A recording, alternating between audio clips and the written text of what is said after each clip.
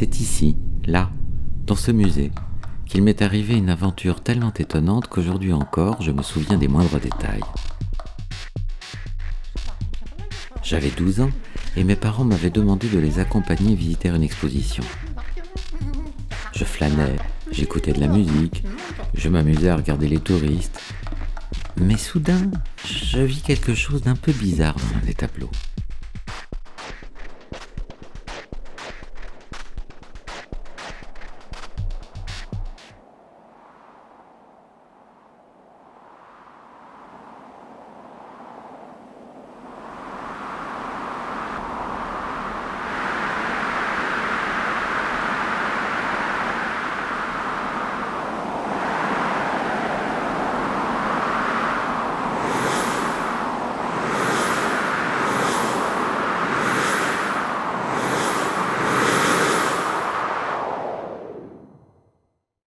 Je sais, vous n'allez pas me croire, mais je me suis retrouvé, je vous l'assure, dans l'atelier de Sandro Botticelli, à Florence, à l'époque qu'on appelle la Renaissance.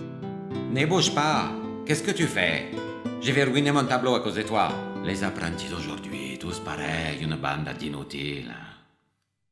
Je suis désolé, mon cher apprenti, je ne voulais pas te blesser. Mais j'ai un problème qui gâte mon humeur.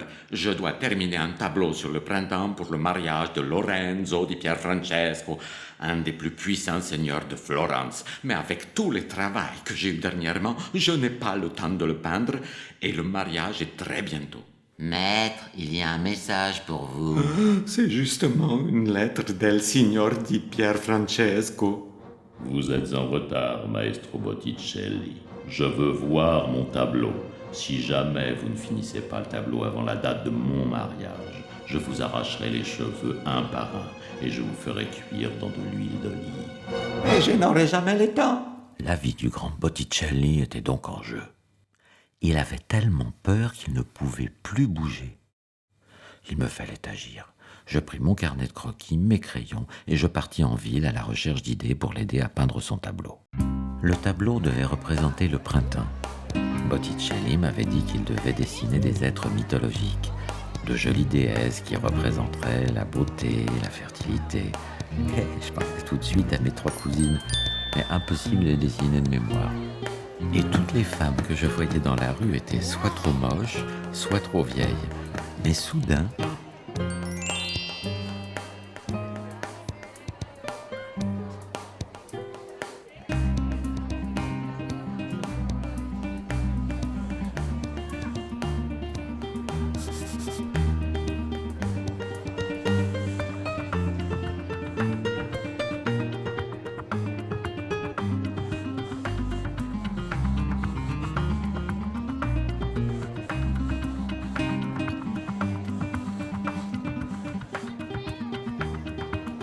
j'étais fier de moi. J'avais des silhouettes, mais il me manquait des visages. En plus, j'étais perdu dans cette ville qui était quand même très grande. Soudain, j'ai eu une idée.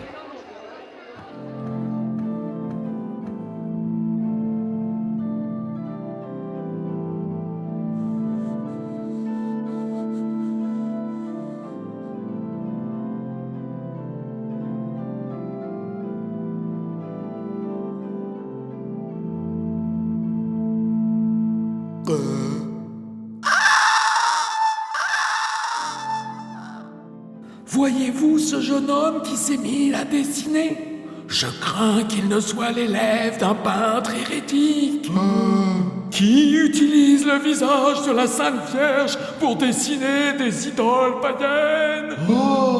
Poursuivez ce jeune homme et racontez-moi ce qu'il fait de ses dessins.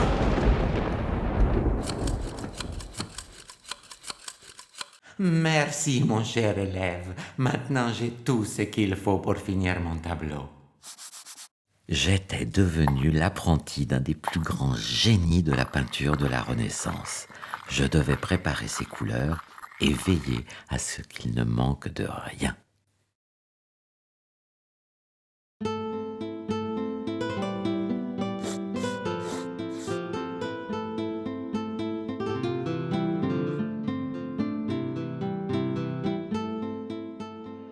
Ce sont des dieux des Romains. Hérésie. Va des rétros. Des dieux romains. Va des rétros, Satanas. À l'époque, on appréciait beaucoup l'art et les mythes des Grecs et des Romains qui avaient vécu plusieurs siècles auparavant. Mais le moine Savonarola était un fanatique. L'Apocalypse s'approche, mes frères, et nous devons délivrer le monde du péché avant le jugement dernier. Amenez-le-moi, ce jeune homme. Je veillerai à ce qu'il soit jugé et purifié par les flammes.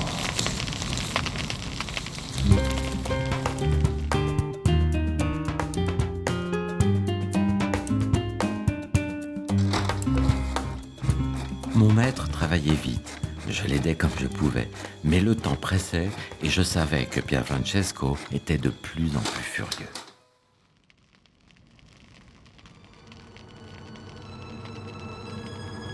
Je veux voir mon tableau. J'ai déjà payé la moitié du travail et je ne sais toujours pas à quoi ça ressemble. Où est Botticelli, le voleur? Il va payer très cher ce retard. Amenez-moi chez lui. Je veux voir ce que dessine ce fainéant. Botticelli avait déjà peint tous les êtres mythologiques du jardin du printemps éternel. Vénus, Cupidon,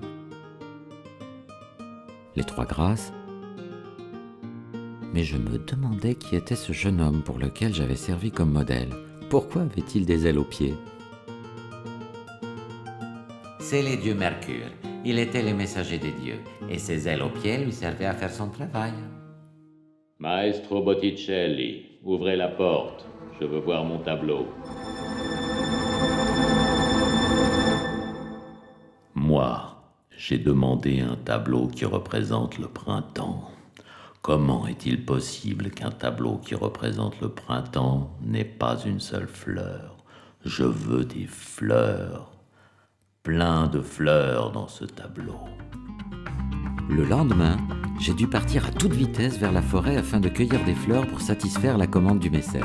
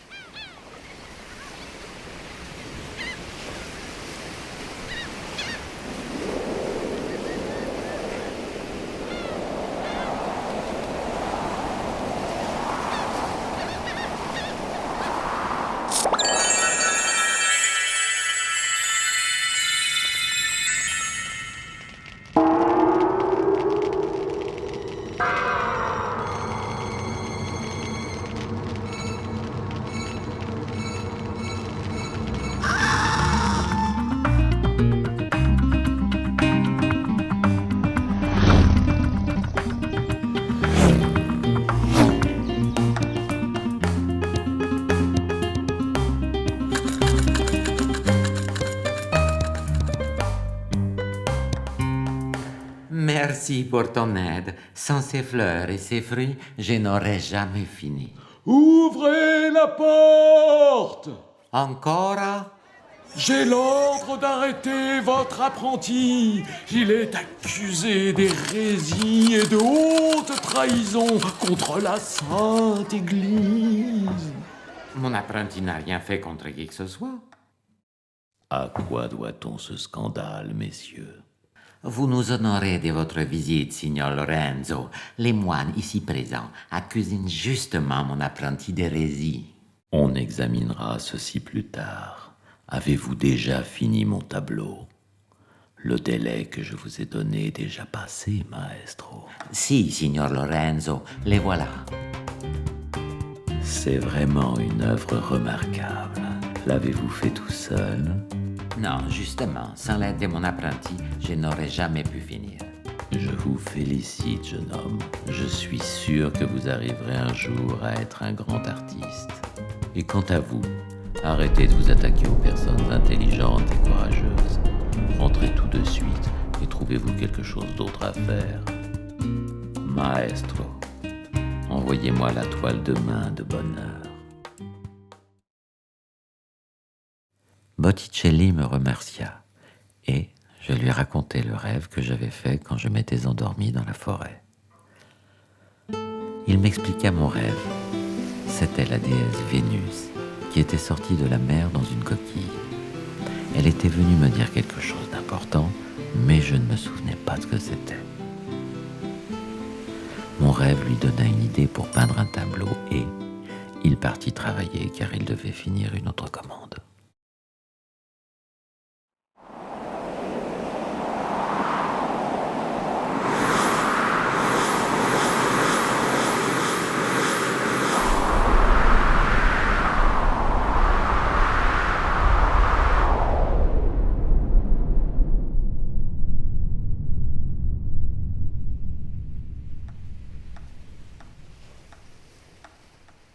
La déesse de la beauté était apparue devant moi. Que voulait-elle me dire? Que voulait-elle dire aux gens de la Renaissance? Pourquoi sortait-elle de la mer? Je savais pour l'instant que j'avais été son messager et que j'avais accompli ma mission. Julien, mais où étais-tu? Oh, c'est pas vrai. On te cherche depuis des heures.